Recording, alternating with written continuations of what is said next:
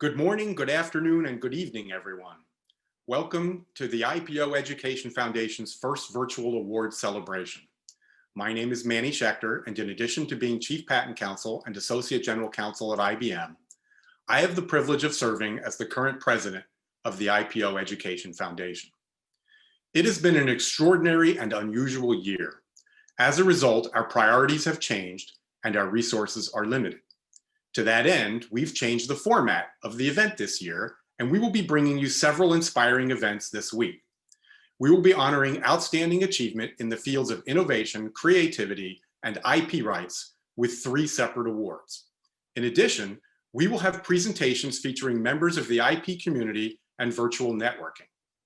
The IPO Education Foundation Board of Directors believes that this free online format with multi-day programming is appropriate for the times we are living in now.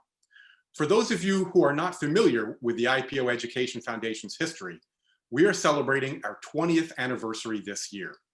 IPO established the Education Foundation in 2000 as a way to promote public awareness programs on the importance of intellectual property rights and their value to society. Over the past 20 years, our programs have included conferences referred to as Patent and Trademark Office Day and European Patent Office Day, where members of the IP community came together with employees of the US Patent and Trademark Office and the European Patent Office for education and collaboration. International judges conferences brought together nearly 100 judges from around the world with patent attorneys to share experiences between patent bench and bar. Our IP video contest, a scholarship program that asks students to consider the importance of the patent system and innovation by submitting a short video.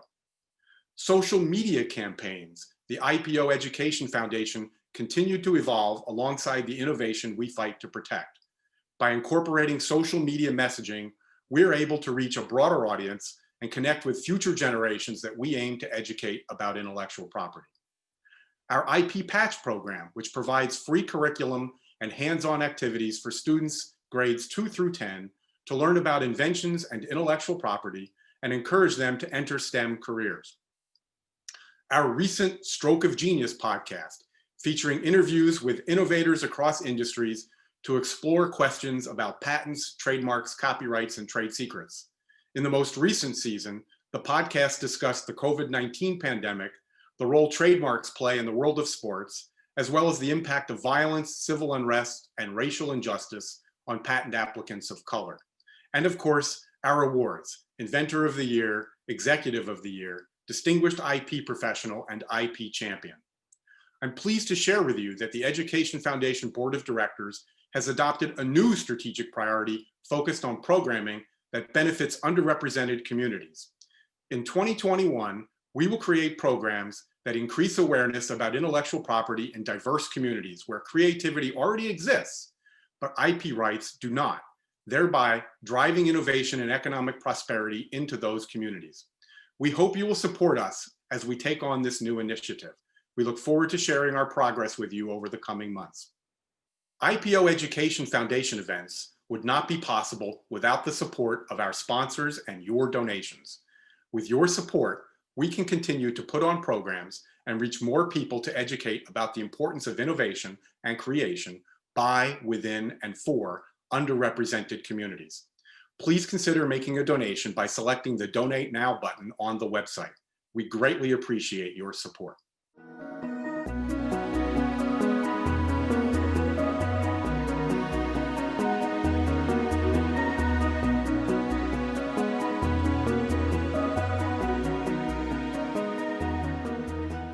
It is my honor and privilege to present the Executive of the Year Award, which is given to an executive who is dedicated to the protection of IP to ensure investments in research and development and the resulting technological breakthroughs are safeguarded.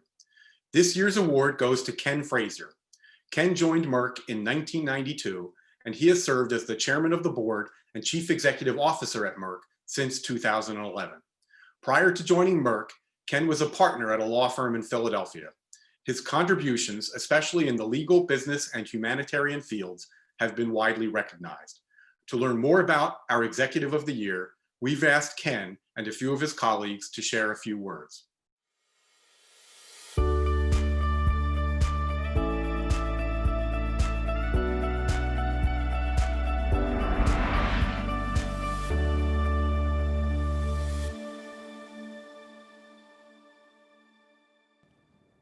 Seek adventure.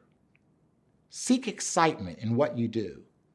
You only live once, so you want to do those things that will matter the most in your life, so that when you look back, you will feel that you lived life fully.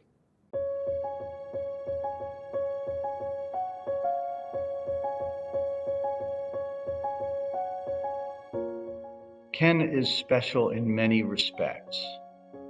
Of course, he leads Merck, and Merck is no ordinary company, as Ken would say. But even Merck, with its long history of contributions to human health, has found itself at times during that history suffering, regressing, maybe unable to correctly prosecute the agenda that has driven all of us for such a long time. Ken is resolute, and his commitment to advancing the cause of human health, the improvement and extension of life for everyone around the world, is unambiguous. I was fascinated by the combination of science with legal principles. When I became general counsel, I relied heavily on the IP lawyers on my staff, given the importance of patents to the business. I realized early on how innovators like Merck depend on the protection of their intellectual property in order to further invest in the lengthy, costly, and risky process of drug discovery and development. Since becoming CEO of Merck in 2011, Ken has made it his mission to revitalize our research and development organization. He's constantly pushing us to think about what our scientists at the research bench need in order to find and discover the next important therapy. Just a few years ago, it was very in vogue for CEOs to cut research and development funding so that they could focus on showing increased profitability. Ken refused to do that. He refused in the face of steadfast investor pressure. And I think today we'd be hard-pressed to say that he hasn't been vindicated. Indeed, innovation is the lifeblood of what Merck and other companies do. At Merck, we do a form of innovation that's extremely risky and hard. It's called invention. I'm proud of the work we do and the purpose we serve in the world. Throughout our company's history, we've tackled some of the biggest health challenges facing humanity and have provided hope in the fight against disease for both people and animals. It is our responsibility to ensure our future is as promising as our past and present, because society is counting on us. I think Ken has a unique ability in terms of both his leadership style and his focus on what's important for the company and the success of the company. And I think he has devoted a certain amount of attention to and is always interested in what the IP protection is around molecules that are in development. One of the things Ken has said is, whatever we do, we can't lose one of our IP cases. So seek adventure. Seek excitement in what you do, so that when you look back on your life, you will feel that you fulfilled your greatest ambitions and purposes in the world.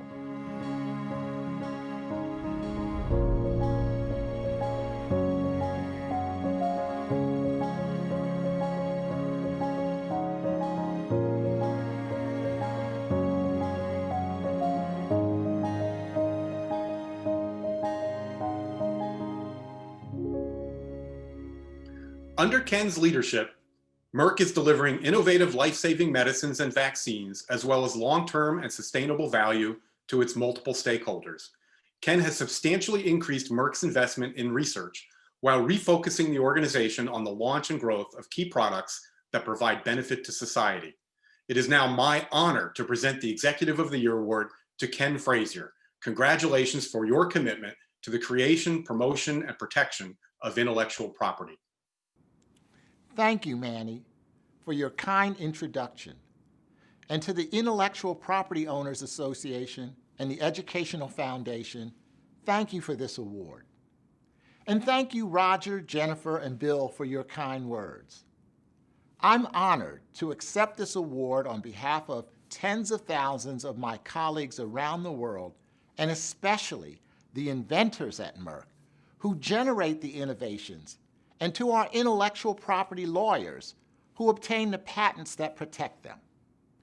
The Education Fund and intellectual property owners have undertaken important work to improve the IP profession, but we need even more of this as we move forward.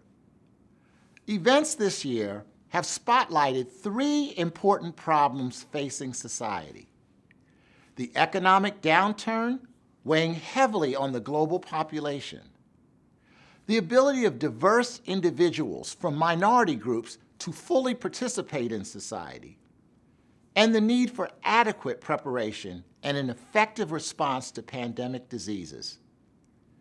These problems have implications for intellectual property rights and the IP profession itself. While there recently has been greater recognition of diverse innovators going back to Lewis Latimer, Elijah McCoy, and Hedy Lamarr, to more contemporary ones like Lonnie Johnson and Marion Croak, the R&D groups at many innovative companies remain disproportionately male and white. The IP profession reflects the importance for diversity among industry peers well. I applaud IPO and the Educational Foundation for their programs promoting diversity, such as Gender Diversity and Innovation Toolkit, the Stroke of Genius podcast episode, The Right to Invent, and the Practical Guide to Diversity and Inclusion in the Legal Profession. The Foundation's website has fascinating vignettes on diverse inventors on its Innovator Spotlight. I highly recommend reviewing these materials and listening to the Right to Invent podcast. These programs foster increased participation in the innovation ecosystem by diverse individuals and inspire future innovators to pursue their dreams. But the fact of the matter is, we can and must do more. Protecting intellectual property remains critical for innovation and investments for future research and development. However, IP rights are under pressure both in the U.S. and throughout the rest of the world. I have actively spoken out about the need for governments and the pharmaceutical industry to work together to address patient access and medical disparities. We must come together to find solutions to fix the structural issues in our global healthcare systems that prevent our medicines from reaching and equitably treating all patients. The most effective way to ensure these drugs reach the global population is to establish a process by which countries can establish their own judicial or administrative procedures for the early adjudication of patent rights in a medicine prior to market entry. Merck recognizes society's interest in achieving a proper balance between supporting the world-renowned innovators and funding their extensive research and development of new drugs while fostering the existence of a healthy generic drug industry. Weakening IP rights will lessen innovation incentives and investments for research and development of preventative and therapeutic interventions for unmet medical challenges. Current events underscore the need for innovation to combat novel viruses. As a home to many brilliant innovators, Merck depends on the protection of its intellectual property in order to further research and investment in the costly and risky drug discovery process. Intellectual property protection is necessary for technological progress. At Merck, we do a form of innovation that's extremely rare and risky. It's called invention. Innovation in biopharmaceuticals over the past 50 years has increased survival and improved the quality of life for countless patients suffering from heart disease caused by high cholesterol or hypertension, or those racked by infectious diseases such as HIV and HCV. More recently, an entirely new paradigm for treating cancer, which unleashes the body's immune system to attack tumors, has emerged, and Merck was proud to be honored with the Foundation's Inventor of the Year Award in 2016 for Keytruda. I note that the Foundation honored several of our industry colleagues for the invention of their immuno-oncology drugs as well. I don't need to tell this audience that the investment and infrastructure necessary to support the discovery and development of these treatments would not have been possible without effective patent protection. Merck has a proven track record of tackling some of the biggest health challenges facing the global population. Today, Merck and many biopharma companies have prioritized work on therapeutics to treat COVID-19 and vaccines to help prevent it. I believe that IP rights have facilitated those collaborations and are contributing to the pursuit of a treatment or possible cure. It is our responsibility to ensure our future is promising because society is counting on us. The Educational Foundation and IPO serve important roles, and you have a unique voice representing a broad coalition of IP owners.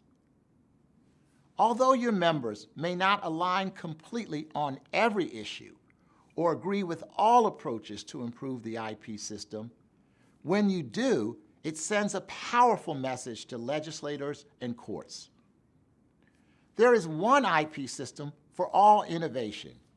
We do not have one system for biopharma, one system for energy, one system for consumer goods, or one for electronics.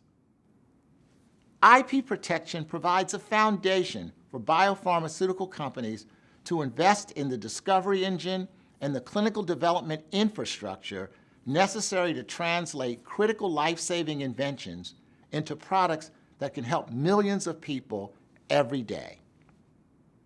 Serious unmet medical needs still remain, however, and the best hope for fulfilling those needs will be to make sure our scientists, medical research professionals, and legal counsel maintain the healthy process of scientific discovery and effective intellectual property protection.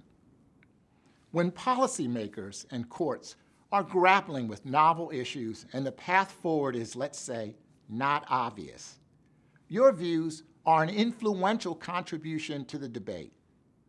I urge you to continue your efforts to increase diversity and inclusion in your ecosystem among both inventors and IP professionals. I also urge you to continue promoting policies for effective IP protection that provides the critical incentive to invest in innovative R&D. I wish you great success, and thank you again for this honor.